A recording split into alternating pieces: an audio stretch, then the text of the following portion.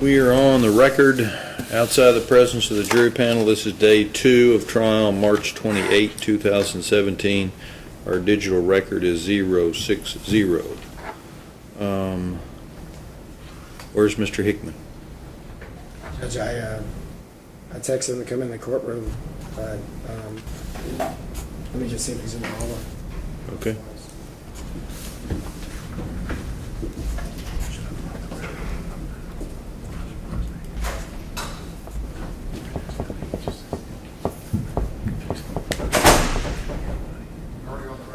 Yeah, 8:50. It's our new start time. Really?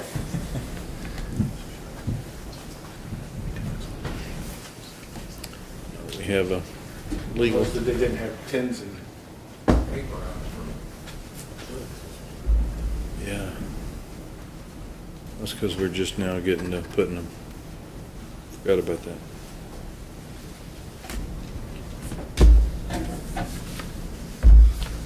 What's up, buddy? Look at pictures. Did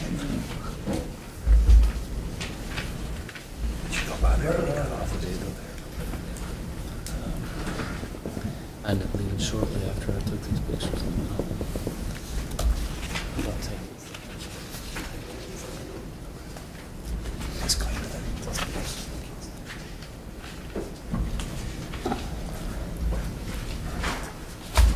He's walking in the building, Judge.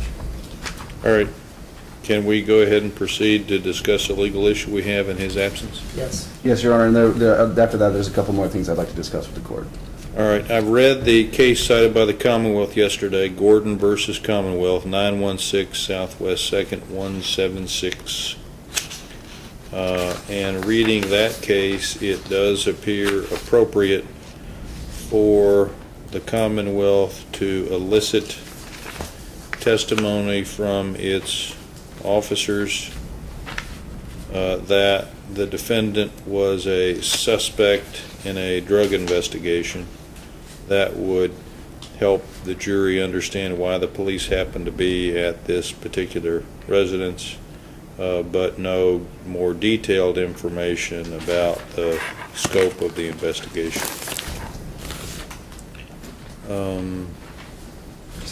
Which is basically what was argued yesterday. I'm in agreement with, that's the way I read it.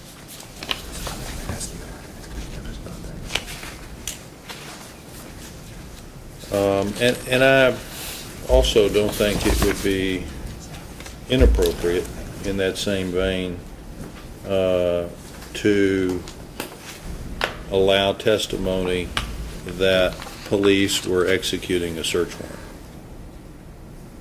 So just so that I'm abundantly clear, the defendant was the target of a drug investigation, and the police were executing a search warrant and nothing more. Right. Okay. And I will elicit that from Detective Beckham because he's here and aware of the court's ruling. I will ask the other officers if they were executing a search warrant, but I won't ask them what for or anything like that. And I've directed them not to mention the drug investigation. And Judge, the wording would be, was part of a drug investigation. Suspect in a drug investigation. And is the implication like it's a bigger drug investigation?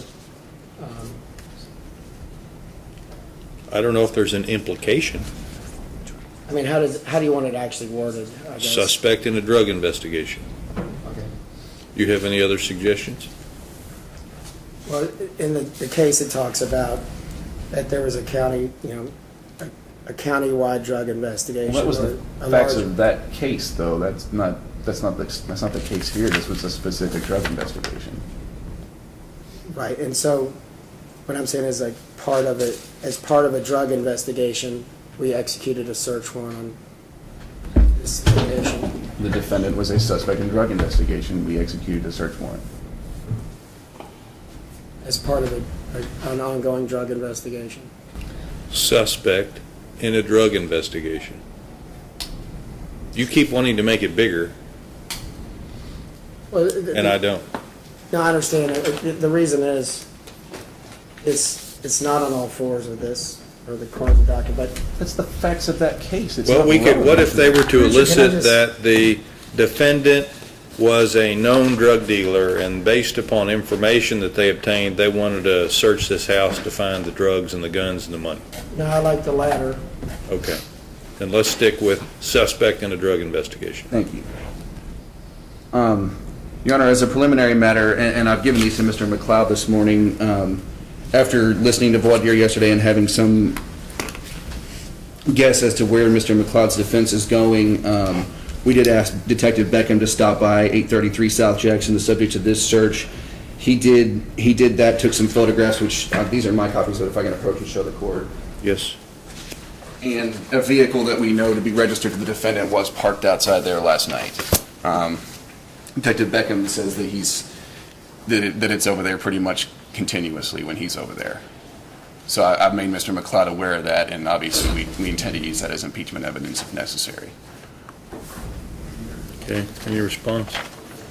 My response is, Judge, it doesn't really matter because I think this is, one, prejudicial, two, they're in the middle of trial. Well, everything the Commonwealth introduces is supposed to be prejudicial by its very nature. Otherwise, it might not be admissible.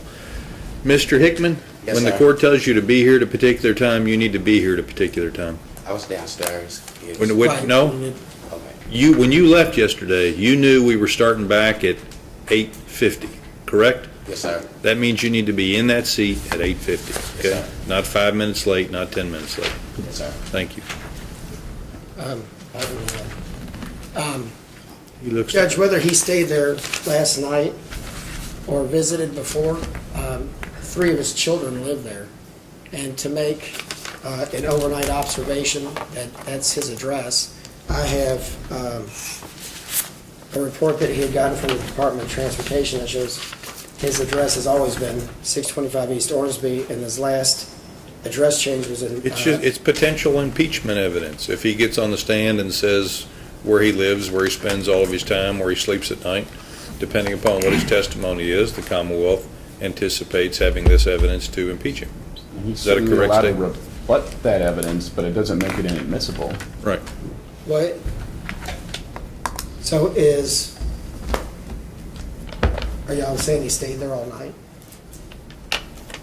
I'm not saying that one way or the other. Well, who knows? Well, he probably knows, but I don't know. But It's kind of like the circumstantial snow evidence, isn't it? So, again, they're making residence an issue. If we have evidence that he lived there then, has been living there since, and is staying there now, we're entitled off it. It's highly relevant. It's only prejudicial to the extent that it is also probative. There's nothing unfair about the prejudice there. As far as the late disclosure, I mean, we can't disclose something we haven't discovered yet. And it was only yesterday that we learned that residence was going to be the primary issue of this case. Well, if he was there every single day, the whole premise of this search warrant back in 2012, they did a buy on November 9th, and then according to the search warrant, the 29th, or if you believe the investigative records, the 28th of November, twice. So why not? But these, a couple of questions. Would these photographs that the Commonwealth has identified today, are they relevant to the issue of whether Mr. Hickman stays at this particular residence? I think they're relevant to if he visits the residence because he and his children's mother aren't together. Okay, but he can explain that away Okay. on testimony. What it basically goes to is you're arguing weight to be afforded the evidence. It's admissible, it's relevant, and you're wanting to put your particular spin on it. They want to put their particular spin on it. But it's evidence that's relevant and probative and should come before the jury, dependent upon what the defendant's testimony is in And trial. that's fine. I'm just saying 4 years and 4 months later, he's here on the night of trial, if he's there, and obviously she's going to be called as a witness. They might have discussed the case. I don't know why it goes to the fact that he would stay there. It just doesn't. It's a far reach. Okay. It's speculation. Well, I appreciate the Commonwealth bringing it to our attention. They've disclosed it. They've placed everybody on notice that depending upon the defendant's testimony or other witnesses' testimony, they may seek to introduce those photographs. And I have one final concern to bring up with the court before we proceed. Based on Mr. McLeod's jury selection yesterday, I believe that Miss Flint, Stephanie Flint, he listed as a witness, and who was also present at the time and during the search, and I suspect probably lives at that residence. He has indicated his intention to call her as a witness. Now, I don't know what the subject of her testimony would be, but the concern that I have is that if she claims ownership of these weapons, which I suspect she might, one of them is stolen, and was stolen. That was a charge that was later dismissed by the Commonwealth. But to the extent that implicates her Fifth Amendment privilege, I think there needs to be a colloquy with her and possibly the appointment of counsel before she comes in and testifies to having owned a stolen gun, which is a felony offense. Okay, Mr. McLeod? I appreciate his concern for my witness, but she didn't know that those guns were there, as no one else did. The garage, I'm not sure the detectives knew the garage existed. And the whole time during this period, there was an aunt and her husband, or a boyfriend, living there at the time. And no one seemed to see them coming and going and that type of thing. So she has no idea. And he was She has no idea about what? the guns. Which is why she freely signed the So you don't believe she's going to testify that the guns belong to her? no, I think she's going to say the garage is storage. Okay. If she's not going to claim ownership, then I don't think that there's a problem. Okay, any other issues? I- I said no. Judge, I'm going to bring up what I thought rises to the level of I got Batson issue here. And there was 9 African-American jurors. One was struck for cause because she had daycare. That was number 19. No, she was not struck for cause. She was struck by the court for hardship. Right, for hardship. Okay, so she's gone. Then there was a random strike. And then I think prosecution gets the same amount of strikes as I do. Is that 9? Yes? And so they struck five of their 9 strikes, 15, 17, 18, 33, and 36. And 2 of them said nothing. I have no notes that 2 of those people stated anything in that regards. So that would be number 17 contributed nothing, said nothing, and 21 stated nothing. Can the Commonwealth tell me who your peremptories were? They weren't 17 or 21. 17's a juror. I'm sorry, 21. Yes, 21 was one of the Commonwealth strikes, but 17 is a juror in this case. The Commonwealth's peremptory strikes were 30, 21, Hang 25. on. Let me write Sorry, this excuse down. me. 30. 21, Go ahead. 25, 4, 35, 5, 45, Thanks. Hang on. 5, 45. 2, and 12. Thank you. I must have just written them down because they were calling off their strikes, and I went through and I put P by 17, 18, 33, 36. So maybe I just heard it wrong. He's making a Batson challenge for jurors we didn't strike. It's a mistake. That's what I heard when he was reading off the strikes. And I The didn't. judge was reading off the jury as it's seated. You were thinking those You were wrote the down the strikes. jurors that as they're seated were the strikes. Right, I was. I think you were thinking flip of what the judge was saying. So there should be 5 African Americans. Oh, that's fine. Yeah, then I misunderstood. I remand. Okay, thank you.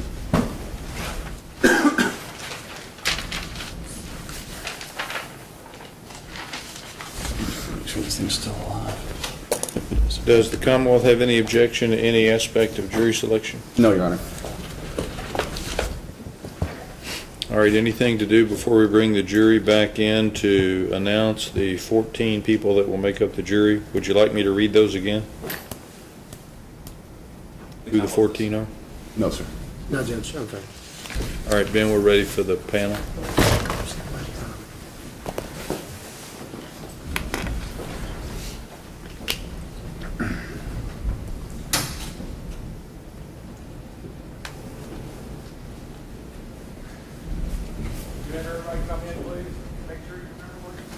I did think of one thing, Your Honor, and we can do it after the panel comes in, but the sheriff has custody of our evidence currently.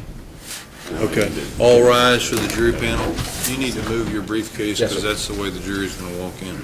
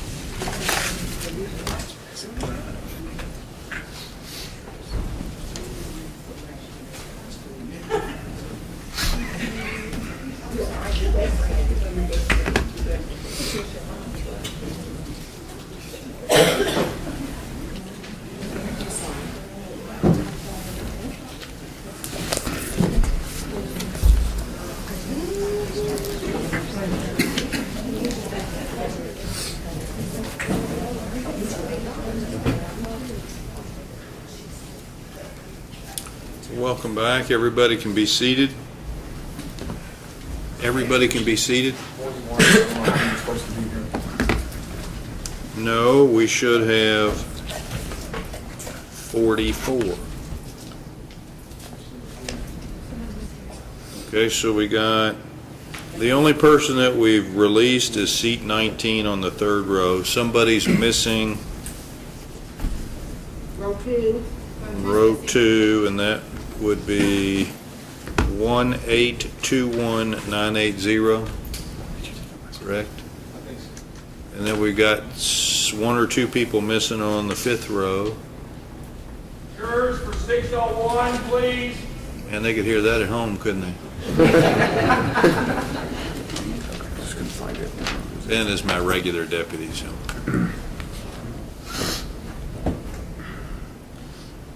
Well, we may have to wait, no? Okay, I'm gonna send you back up in the hallway. We're gonna wait for the arrival, for another 5 minutes of your colleagues. Sorry. Remember your admonition, all rise for the departing jury. You'll wait back in the hallway.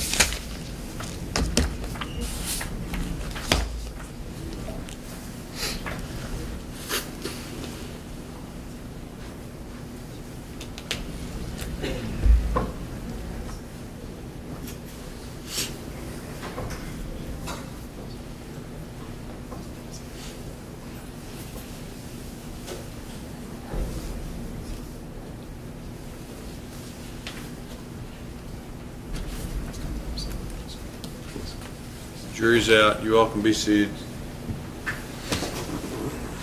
Off the record until we get everybody here. I do have one motion, Your Honor. I apologize. Mr. McLeod informed me this morning that he has some reciprocal discovery, and I guess in the nature of a certified record from the Department of Transportation, that that the defendant resides at a different address, and I am objecting to the admission of that based on failure to provide prior to trial and reciprocal discovery. And I'm fine with that. I'm just gonna have the detective look at it, and he can read it, but I don't have to bring it in as an evidence. I'm objecting to its use as well, again, for failure to turn it over in reciprocal discovery. Having the detective read it instead is, Can I see the document? Yes, sir.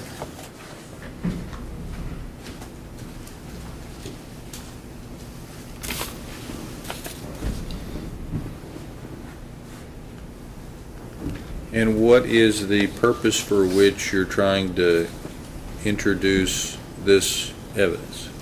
Where it says right here, Judge, and I didn't see it right away. It says last address change. I haven't actually looked at it yet. Oh, sure. Last address, here you go. So I had him go and get this. It says last address change was February 13, 2004. And his address is 625 East Orange Street. Like his, Well, aren't you going to put Mr. Hickman on the stand? yes, Isn't he going to be able to give that testimony? yes. Why do you need this? Well, I guess he can look at it and say, Does he not know when he started living at a particular address? well, he does, but this confirms as well. I mean, this, Isn't this hearsay? well, it's a business record exception. It's stamped and it's certified. Certified at the top? I don't think I have a hearsay objection to that, Your Honor. I do think that would be proper, but it's the failure to turn it over to the Commonwealth in sufficient time for me to be able to verify or make use of it that I'm objecting to. And asking him about it is the same thing as turning it in. So again, it's either admissible in and of itself or it's not admissible at all. But the distinction between putting it in as an exhibit and just asking him about it it's a distinction without a difference. It was just obtained, it's got a date, yesterday's date on it, March 27, 2017, certified.